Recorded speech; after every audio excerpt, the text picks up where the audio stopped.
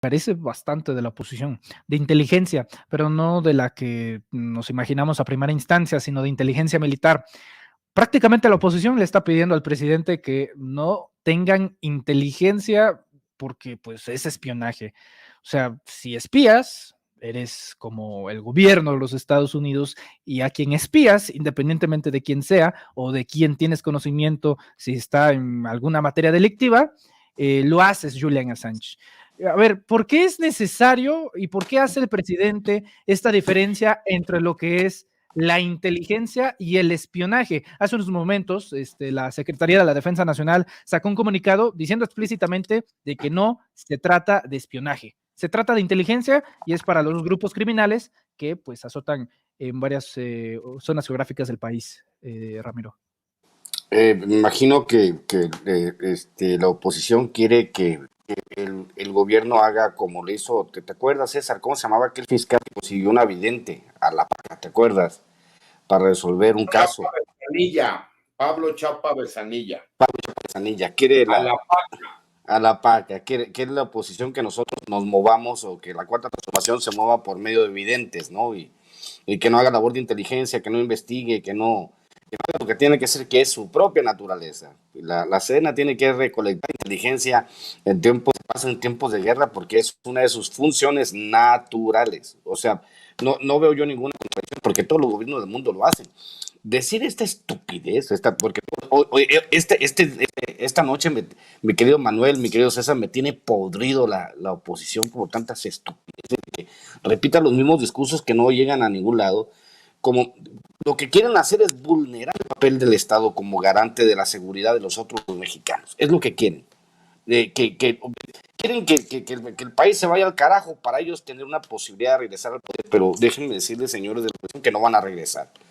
Entonces yo sí estoy de acuerdo en que el ejército siga utilizando y siga recolectando información de inteligencia y que sí, por supuesto, entre sus atribuciones tiene que estar eso. O sea, pues ¿cómo no? Siempre y cuando, obvio, no se utilice esa información para perseguir adversarios políticos como se hicieron con los programas de Pegasus, que es una soberana ridiculez y que pues mucha de esa información era recolectada precisamente con fines políticos y para estar jodiendo adversarios, que César sabe perfectamente, ¿no?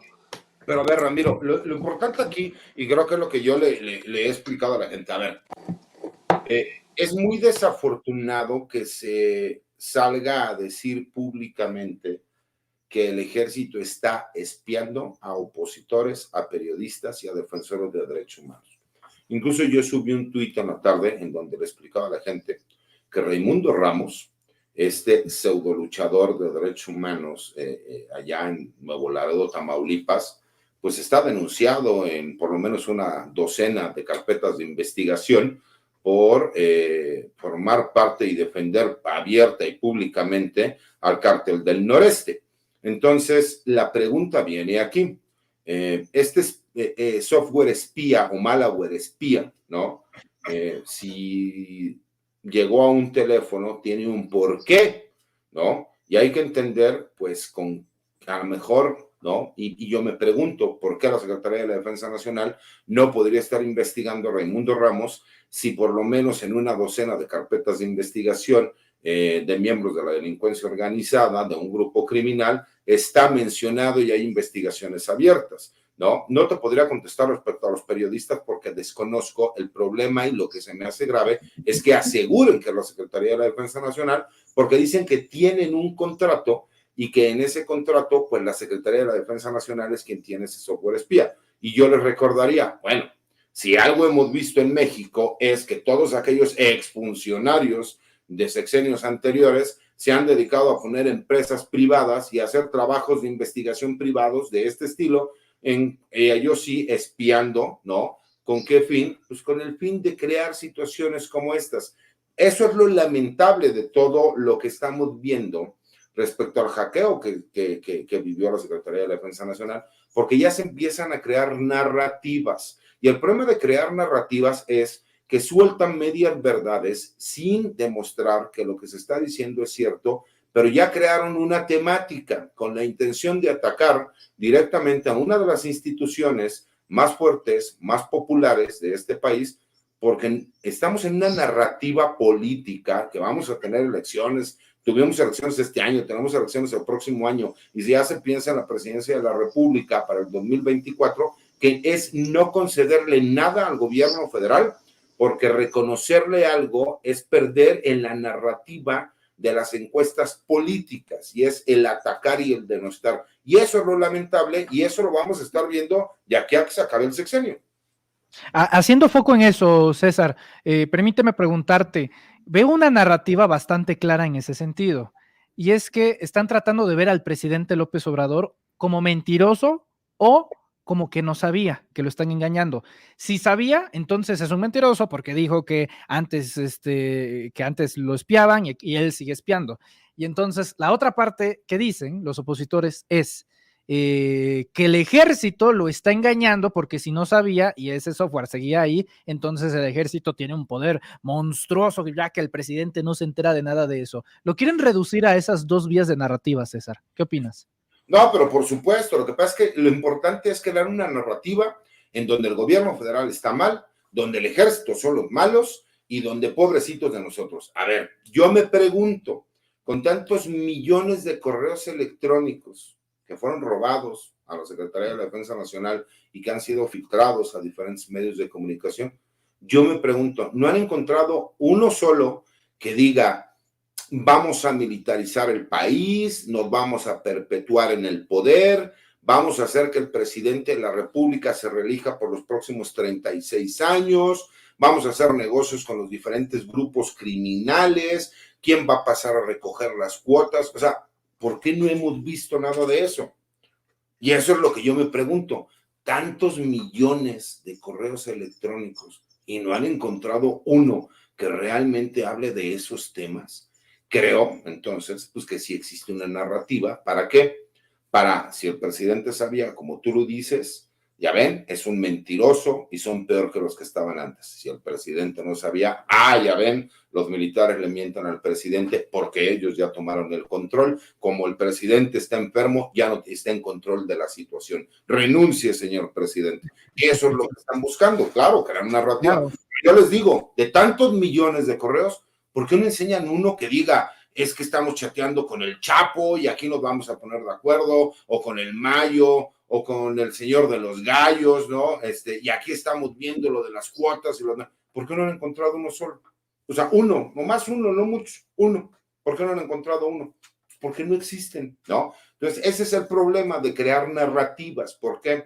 Porque ahora cualquiera va a poder inventar un tema y en lo que salen a desmentirlo, por lo menos el tema ya salió. Y entonces, como lo ha dicho muchas veces el presidente, la calumnia, cuando no mancha, por lo menos tizna. Y ellos están jugando a eso, a querer tiznar todos los días. Y desafortunadamente lo vemos, porque aparte están divididos y tratan de crear narrativas de que todo está pésimo y está mal, ¿no? Y creo que sí es obligación de todos los mexicanos bien nacidos, pues decir exactamente las cosas como son. Correcto, querido César.